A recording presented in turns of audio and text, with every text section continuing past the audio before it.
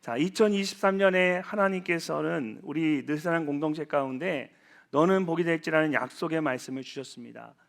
그래서 우리 모두는 가정에서, 삶의 자리에서, 복음의 현장에서, 교회 안에서 주신 말씀대로 복의 통로가 되기 위해서 최선을 다했습니다. 여러분 어떠셨습니까? 2023년 그렇게 복의 통로로 쓰임받는 귀한 한 해가 되셨습니까? 오늘 감사 간증 예배를 낮에 드렸는데요, 그 감사의 고백을 들어보니까 정말 우리 안에 그 말씀대로 살았던 귀한 간증들이 너무나 많아서 참 감사했습니다. 저는 지난 여름이 지나고 나서부터 2024년 우리 늘사랑 공동체를 위한 약속의 말씀을 위해서 하나님께 간구하며 기도하기 시작했습니다. 하나님의 감동을 구하면서 기도하고 있는데 하나님께서 이상하게 이 성도들의 기도의 제목들을 자꾸 떠올리게 하시는 겁니다. 그래서 성령의 인도하심에 따라서 잠시 말씀을 위한 기도를 멈추고 성도들의 기도의 제목을 가지고 더 기도하기 시작했습니다.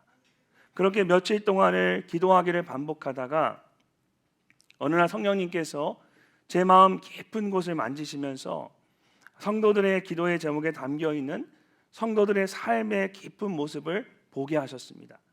특별히 너는 복이 될지라는 이 말씀을 붙잡고 복의 통로로 쓰임받기 위해서 애쓰는 모습을 보게 하셨습니다. 어떤 분들에게는 복의 통로로 쓰임받는 것에 대한 기쁨과 감사가 넘치는 한 해였습니다. 근데 어떤 분들에게는 복의 통로로 쓰임받기를 원하는데 각자의 믿음의 분량과 삶의 형편 때문에 마음껏 쓰임받지 못하는 것으로 인한 영적 싸움이 있었습니다. 예를 들어서 가정 안에서 복음의 통로로, 복의 통로로 쓰임받기 위해서 가정 예배를 헌신했는데 그게 마음대로 잘 되지 않는 겁니다. 남편이 협조해 주지 않고, 아내가 협조해 주지 않고, 아이들이 협조해 주지 않고, 계속해서 가정 예배를 드리는 것이 너무 힘들고, 그렇게 시간이 지나가니까 이것이 부담스러운 것이 되어버리는 겁니다. 삶의 자리에서 축복의 통로가 되기 위해서 사업체를 블레싱 센터로 하나님께 구별하여 올려드렸는데 갑자기 경기가 나빠지면서 사업체가 힘들게 되었습니다. 블레싱 센터로 쓰임받도록 지켜달라고 기도를 하지만 특별한 해결책이 보이지 않아서 점점 답답하기만 합니다. 복음의 현장에서 복의 통로가 되기 위해서 가족의 구원을 위해 더욱 간절히 기도했는데 여전히 그 마음이 열리지 않는 겁니다. 언제까지 기도해야 할지 너무 답답하고 속이 상하기도 합니다. 또 교회에서 복의 통로가 되기 위해서 여러 가지 사역에 헌신을 했는데 처음에 가졌던 그 열심이 식어지면서 점점 몸과 마음이 지쳐갑니다. 이렇게 성도들의 기도의 제목들을 가지고 기도하는데 그 기도의 제목들 안에 담겨져 있는 성도들의 간절한 마음과 함께 또 그것으로 인하여 애쓰고 수고하는 모습이 환상처럼 저의 눈앞에 보여지기 시작했습니다.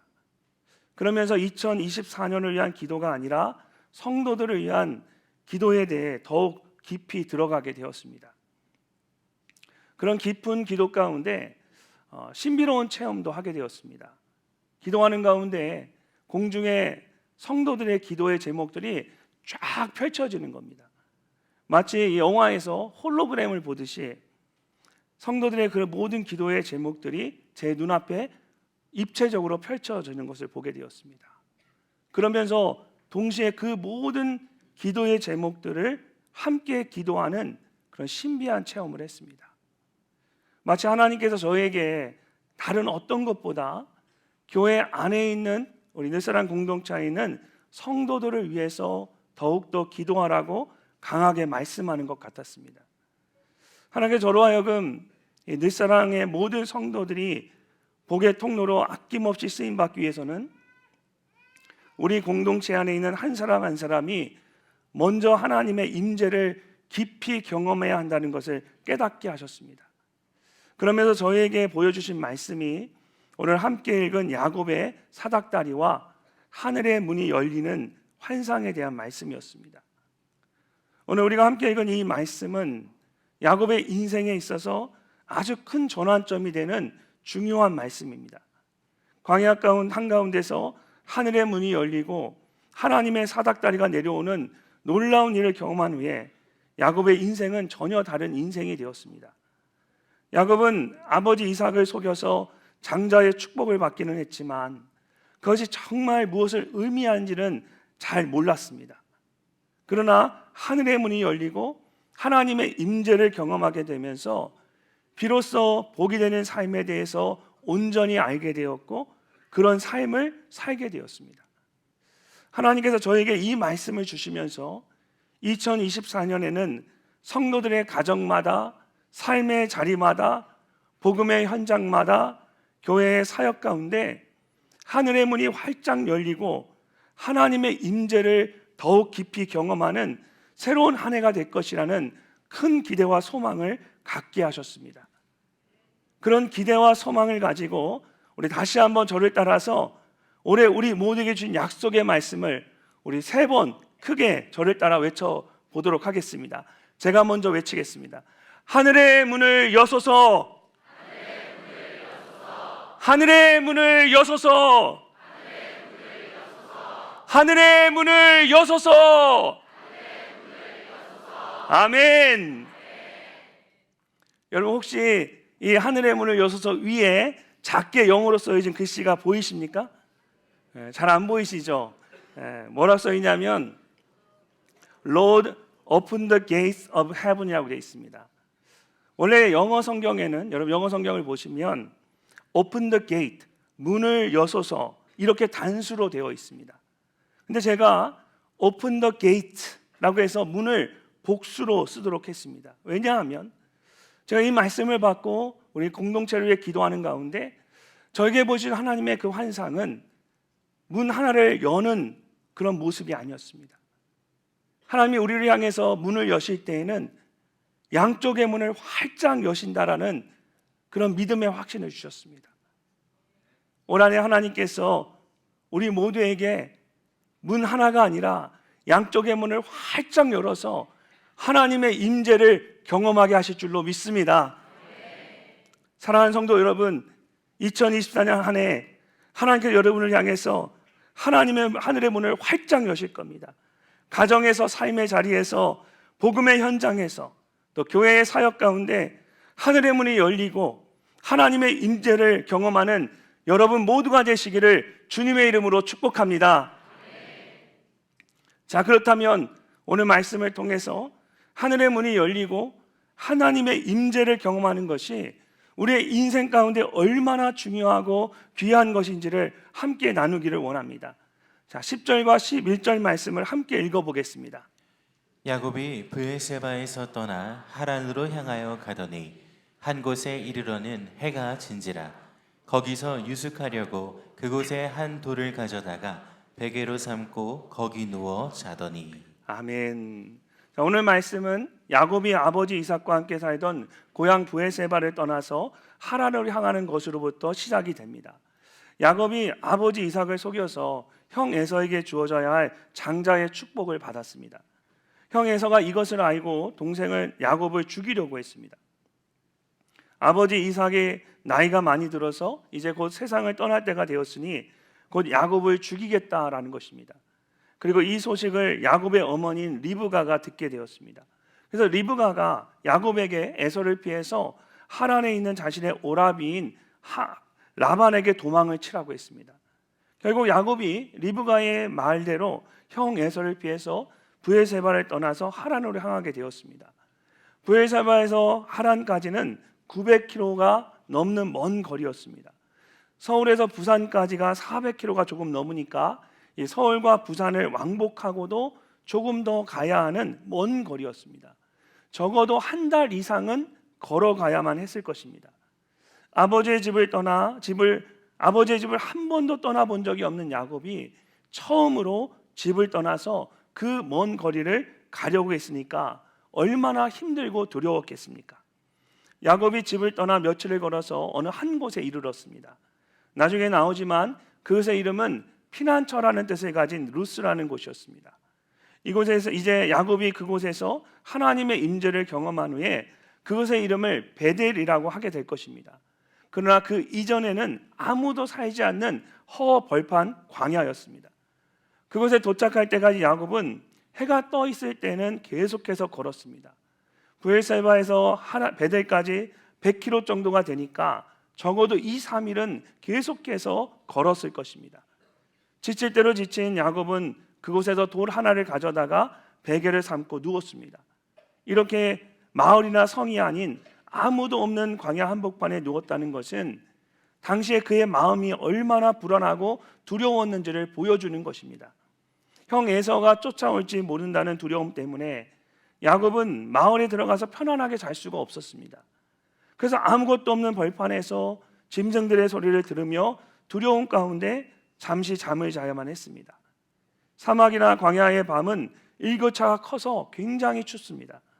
차가운 땅 위에서 추위에 떨며 잠을 자야만 했던 것입니다. 평생 어머니 리브가의 사랑을 받으며 집안에서 편안한 삶을 살았던 야곱에게는 너무나 괴롭고 힘든 하루하루였을 것입니다.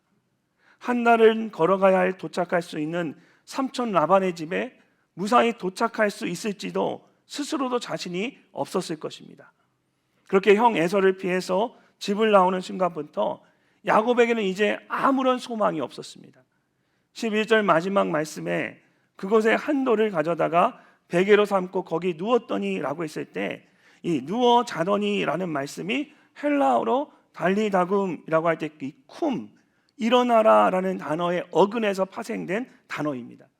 그러니까 자세를 잡고 차분히 눕는 것이 아니라 땅바닥에 뭔가를 툭 던지듯 아무 힘도 없이 덜썩 주저앉는 것을 의미합니다. 야곱이 길을 가다가 뭔가 마음이 너무 지쳐서 밤이 되니까 그냥 그곳에 그 자리에 덜썩 주저앉아 버린 겁니다. 야곱이 그렇게 들판에 누워 잠들었을 때 하나님께서 야곱을 찾아오셨습니다. 불과 며칠 전 집을 떠나기 전까지 야곱은 스스로 모든 것을 다 할 수 있다라고 생각했습니다. 형 에서도 자신이 마음대로 할 수 있었고 아버지 이삭도 자신이 원하는 대로 쉽게 속일 수 있었습니다. 자신이 마음만 먹으면 못할 것이 없다라고 생각했습니다. 근데 막상 집을 떠나 보니까 자신이 할 수 있는 것이 아무것도 없었습니다. 지칠 대로 지쳐 쓰러졌을 때 드디어 하나님께서 야곱을 만나 주십니다. 사랑하는 성도 여러분, 하나님께서는 여러분이 야곱과 같이 하나님 앞에 넙적 엎드리기를 원하십니다.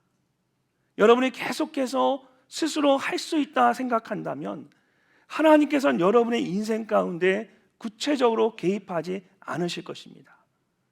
만약 하나님께서 여러분의 삶께 찾아오셔서 여러분을 깊이 만나 주시기를 원하신다면 수고하고 무거운 짐 자들아 다 내게로 오라 내가 너희를 쉬게 하리라고 말씀하신 것처럼 여러분의 짐을 하나님께 맡길 수 있어야 합니다.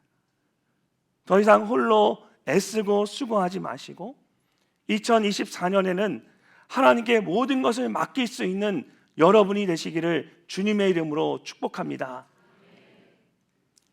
야곱이 지쳐서 쓰러졌을 때 하나님께서 꿈으로 그에게 나타나셨습니다. 아브라함도 야곱과 똑같은 경험을 한 적이 있었습니다. 창세기 15장을 보면 아브라함이 하나님과 언약을 맺기 위해서 짐승들을 둘로 쪼개서 바닥에 가지런히 내려놓고 하나님을 기다릴 때에 하나님께서 아브라함을 잠들게 하셨습니다. 그리고는 불타는 횃불이 쪼갠 동물들 사이로 지나가는 것을 보게 하셨습니다. 아브라함이 꿈을 꾸며 본 것이었지만 환상을 보는 것처럼 뚜렷하게 기억할 수 있었습니다. 이제 야곱도 아브라함과 똑같이 잠이 든 것 같은 상태에서 꿈을 꿨는데 마치 환상을 보는 것처럼 모든 것이 뚜렷하게 보였습니다. 자, 12절 말씀을 우리 함께 한번 읽어보도록 하겠습니다. 꿈에 본즉 사닥다리가 땅 위에 서 있는데 그 꼭대기가 하늘에 닿았고 또 본즉 하나님의 사자들이 그 위에서 오르락 내리락 하고. 아멘. 야곱이 꿈속에서 사닥다리가 땅 위에 서 있는 것을 봤습니다. 근데 여기서 땅 위에 서 있다라는 말은 정확하게 말하면 땅에서부터 서 있다라는 말이 아니라 땅 위에 놓여져 있다라는 뜻입니다. 창세기 11장에 나오는 바벨탑 사건에 대한 말씀을 통해 알 수 있듯이 사람들이 아무리 온 힘을 다해 하늘을 닿을 수 있도록 땅 위에 탑을 쌓아도 사람이 쌓는 것은 결국 무너지게 되어 있습니다. 하늘을 닿을 만큼 무엇인가를 세우는 것은 사람이 할 수 있는 일이 아니기 때문입니다. 오직 하나님만이 하실 수 있는 일입니다. 종교개혁자였던 칼빈과 루터는 야곱이 본 사닥다리는 하나님과 죄인인 우리를 잇는 중보자이신 예수 그리스도를 본 것이었다라고 말합니다. 죄로 인해 하나님께 감히 나아갈 수 없던 우리에게 거룩하신 하나님을 만날 수 있는 길을 열어주신 예수 그리스도가 바로 진정한 사닥다리라는 것입니다. 실제로 요한복음 1장 51절에 보면 예수님께서도 자신에 대해 소개하시면서 야곱이 본 환상에 대한 말씀을 하셨습니다. 우리 같이 한 목소리로 함께 한번 읽어보도록 하겠습니다. 또 이르시되 진실로 진실로 너희에게 이르노니 하늘이 열리고 하나님의 사자들이 인자 위에 오르락 내리락 하는 것을 보리라 하시니라. 아멘. 너무나 똑같죠.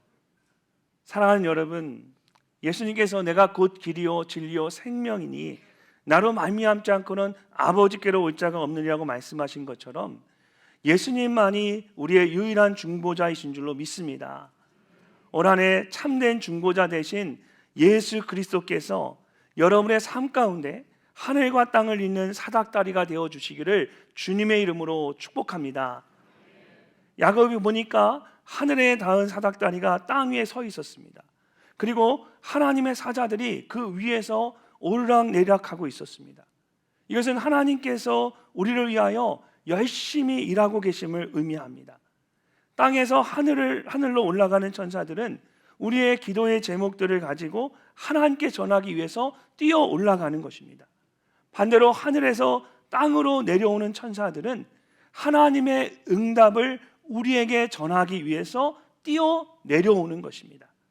사실 우리가 가진 개역개정 성경에는 이것을 사닥다리라고 번역을 하지만 다른 한글 성경이나 영어 성경들은 대부분 층계 또는 계단이라고 번역을 합니다.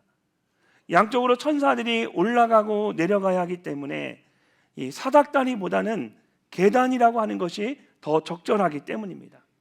무엇보다 사닥다리라고 번역된 히브리어 단어가 슐람인데 이 단어는 쌓다라는 뜻을 가진 히브리어 동사에서 나온 명사입니다.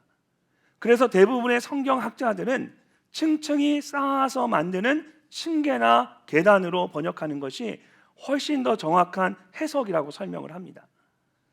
사랑하는 성도 여러분, 우리가 미처 보지 못하는 것뿐이지 하나님께서는 우리를 위하여 열심히 일하고 계십니다.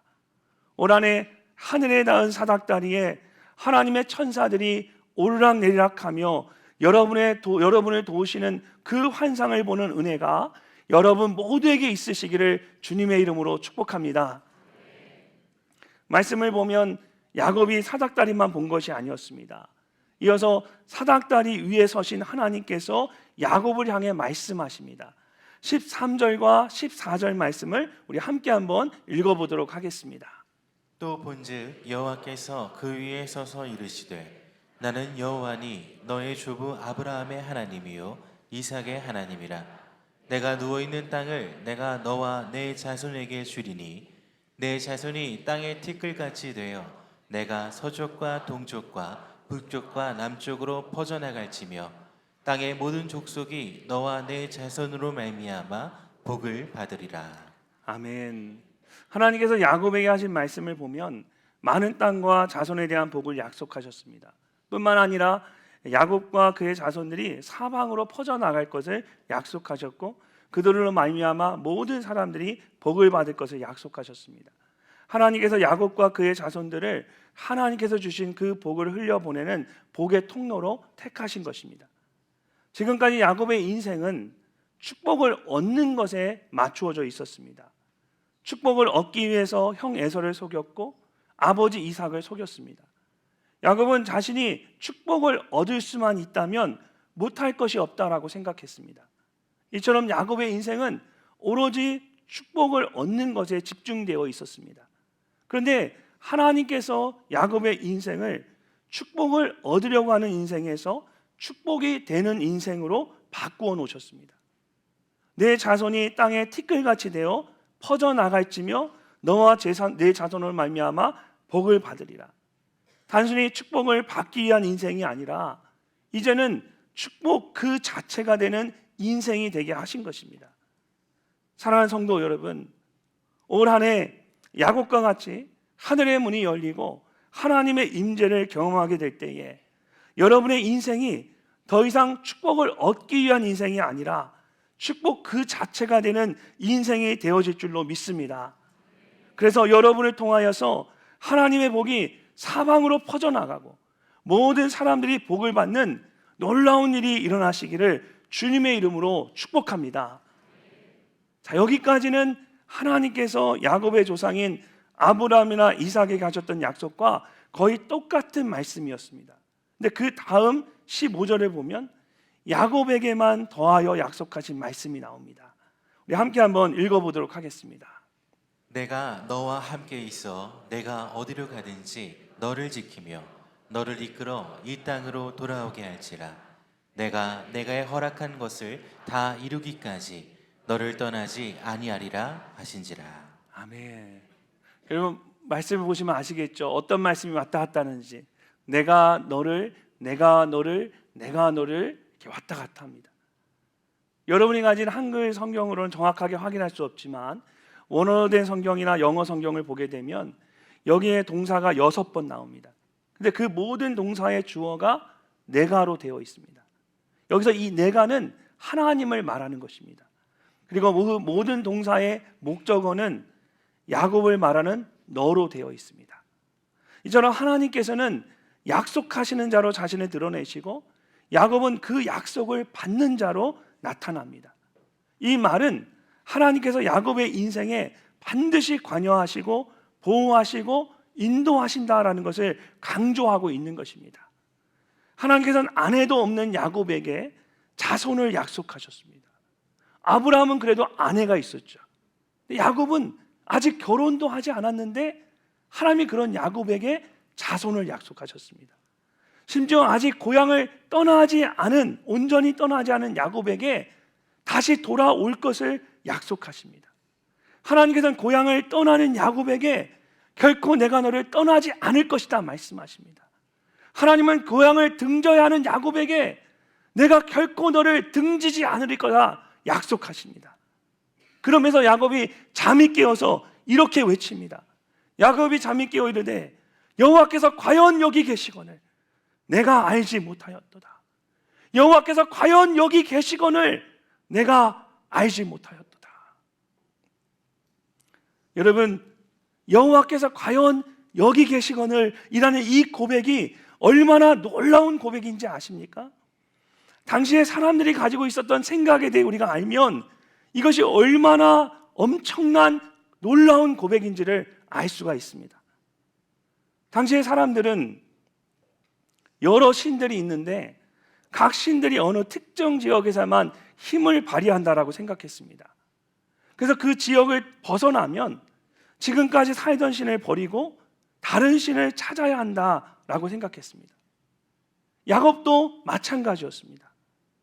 하나님께서는 그냥 브엘세바에만 계시는 줄 알았습니다. 근데 야곱이 광야 한가운데서 하늘의 문이 열리고 하나님의 임재를 경험하게 된 것입니다. 그러면서 하나님께서 브엘세바에만 계신 것이 아니라 여기 광야 한가운데도 계신다는 것을 알게 되었습니다. 그래서 야곱이 너무나 감격해서 큰 소리로 외치게 된 것입니다. 여호와께서 과연 여기 계시거늘 내가 알지 못하였도다. 여호와께서 과연 여기에 나와 함께 계시는구나. 올 한 해 여러분의 삶의 자리마다 하늘의 문이 열려서 여호와께서 과연 나의 삶 가운데 계시는구나. 여호와께서 과연 나의 가정 가운데 계시는구나.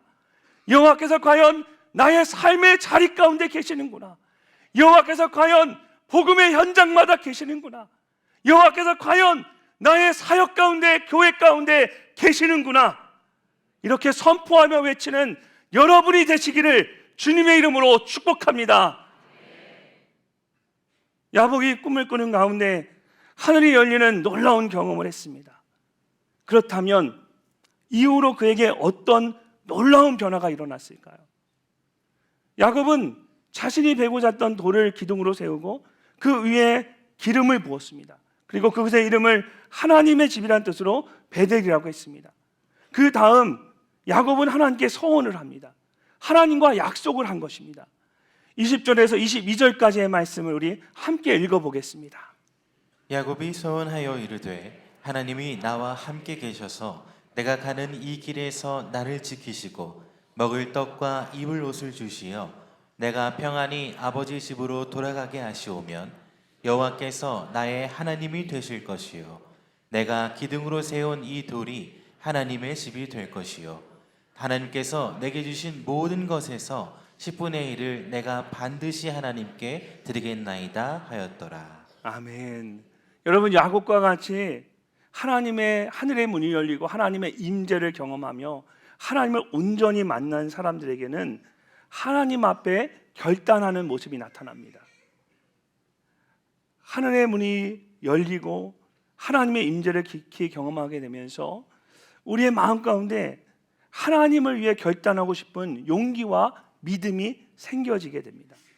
말씀을 보면 마치 야곱이 하나님께서 나와 함께 계시고 나를 지켜주시고 나를 돌아오게 하시면 내가 이렇게 하겠습니다 라고 하나님과 딜을 하는 것 같지만 그렇지 않습니다.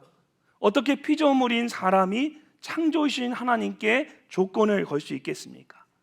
하나님께서 말씀하셨기 때문에 그렇게 해 주실 것을 믿고 다시 한번 하나님께서 하셨던 말씀을 언급한 것뿐입니다. 이후의 말씀을 보시면 야곱이 하나님 앞에서 세 가지를 결단합니다. 오늘 우리도 올 한해 하늘의 문이 열리고 하나님의 임재를 깊이 경험할 것을 기대하면서 야곱이 하나님 앞에 결단했던 이 세 가지를 함께 결단할 수 있기를 소망합니다. 가장 먼저 야곱은 여호와께서 나의 하나님이 되실 것입니다 라고 결단했습니다. 이것은 하나님을 나의 삶의 가장 중심에 놓겠다는 뜻입니다. 삶의 우선순위에 있어서 내가 가장 먼저가 아니라 하나님이 가장 먼저가 된다는 것입니다. 올 한해 야곱처럼 하나님 중심으로 살아갈 것을 결단하는 여러분이 되시기를 주님의 이름으로 축원합니다. 두 번째는 이 돌이 하나님의 집이 될 것입니다 라는 결단입니다. 이 말은 하나님의 임재가 있는 베델을 하나님을 예배하는 거룩한 성소로 삼겠다라는 뜻입니다. 야곱은 하나님을 예배하는 것에 대해 결단했습니다. 아브라함이 가는 곳마다 거룩한 제단을 쌓고 하나님을 예배했던 것처럼 이제 야곱은 하나님을 예배하는 것을 가장 중요하게 여기고 어떤 일이 있어도 예배의 자리를 온전히 세워나갈 것입니다. 사랑하는 성도 여러분, 성도에게 있어서 가장 중요한 것은 하나님을 예배하는 것입니다. 하나님을 우리가 예배하는 그곳에 우리와 함께 계십니다. 하늘의 문을 여시고 하나님의 임재를 예배 가운데 깊이 경험하게 하십니다.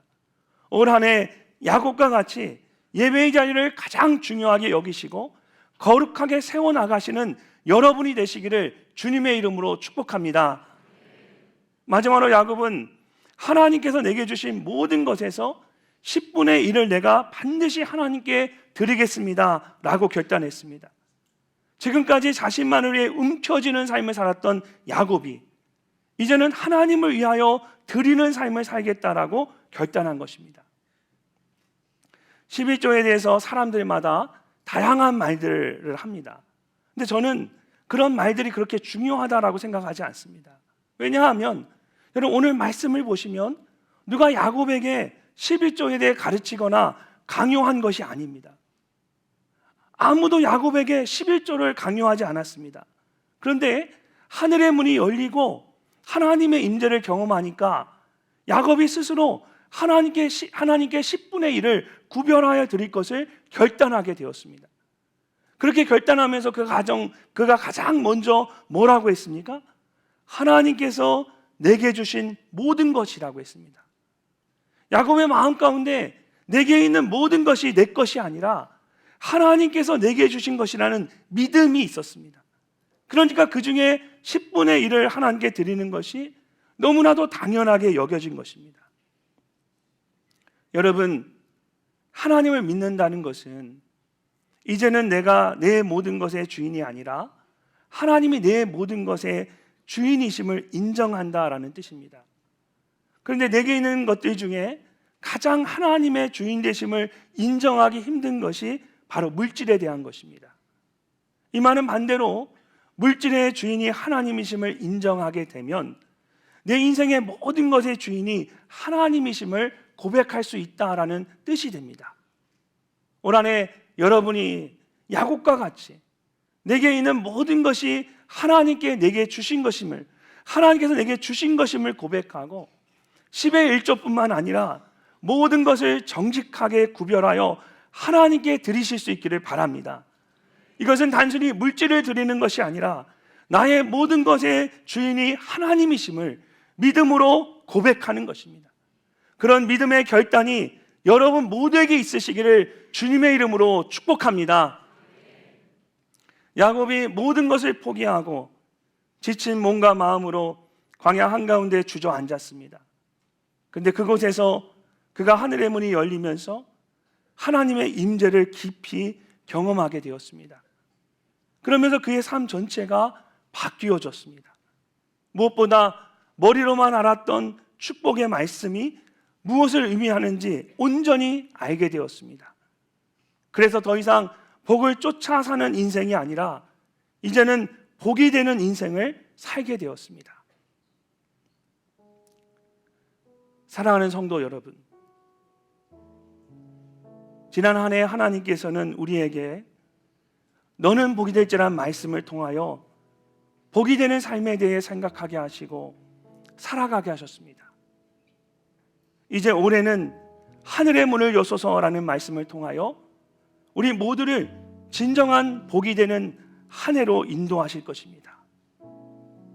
야곱과 같이 여러분의 가정과 삶의 자리와 복음의 현장과 교회의 사역 가운데 하늘의 문이 열리고 하나님의 임재를 경험하는 귀한 한 해가 되게 하실 줄로 믿습니다.